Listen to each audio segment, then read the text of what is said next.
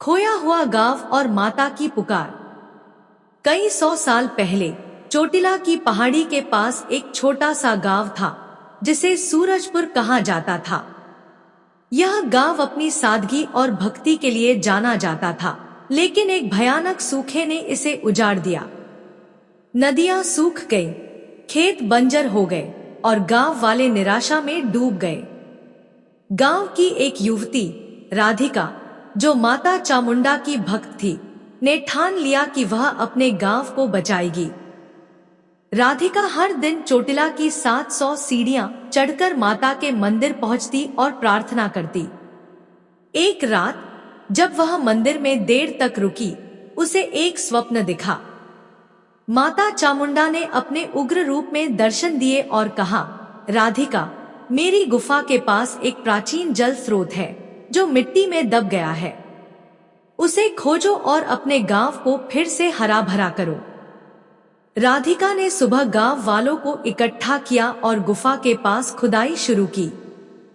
कई घंटों की मेहनत के बाद उन्हें एक चमकदार पत्थर मिला, जिसके नीचे से साफ पानी का एक झरना बह निकला। यह झरना इतना प्रचुर था कि उसने न केवल गांव की प्यास बुझाई, बल्कि खेतों को फिर से उपजाऊ बना दिया।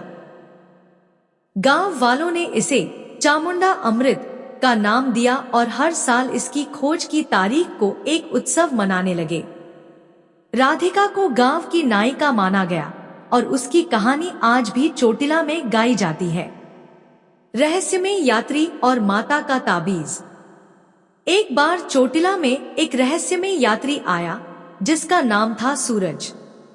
वह एक साधु की तरह दिखता था, लेकिन उसकी आंखों में एक अनोखा तेज था। सूरज ने मंदिर के पुजारी से कहा कि वह माता का एक प्राचीन ताबीज लाया है, जो उसे एक दूरस्थ जंगल में एक सिद्ध संत ने दिया था। उसने बताया कि यह ताबीज माता चामुंडा की शक्ति का प्रतीक है और इसे मंदिर की शिला के पास स्थापित करना है। पुजारी ने सूरज को गुफा के पास ले जाया, जहां उसने ताबीज को एक छोटे से गड्ढे में रखा।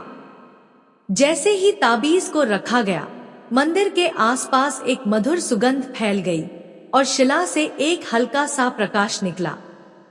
उस रात कई भक्तों ने सपने में माता के दर्शन किए, जिसमें माता ने कहा, यह ताबीज मेरी शक्ति का वाहक है।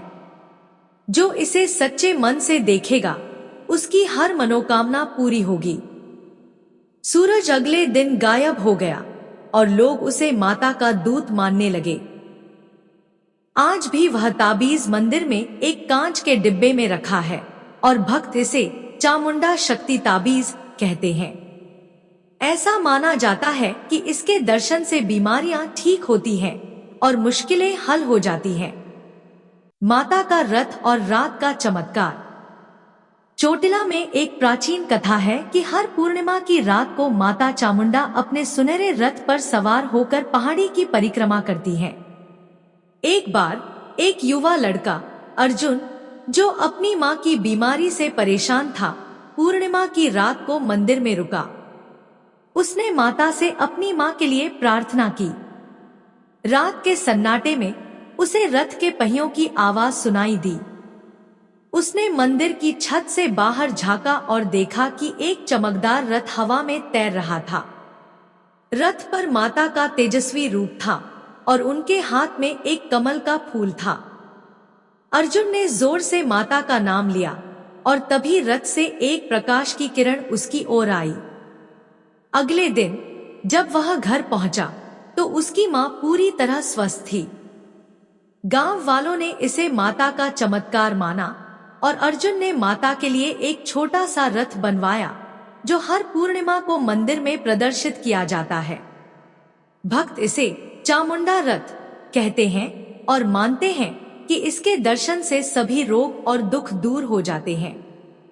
आधुनिक युग में माता की कृपा। आज के समय में भी चोटिला चामुंडा माता के चमत्कारों की कहानियां कम नहीं हुई हैं। हाल ही में एक इंजीनियर रोहन, जो अपनी नौकरी खो चुका था, चोटिला मंदिर आया। उसने माता की शिला के सामने एक छोटा सा दीपक जलाया और नई शुरुआत की प्रार्थना की।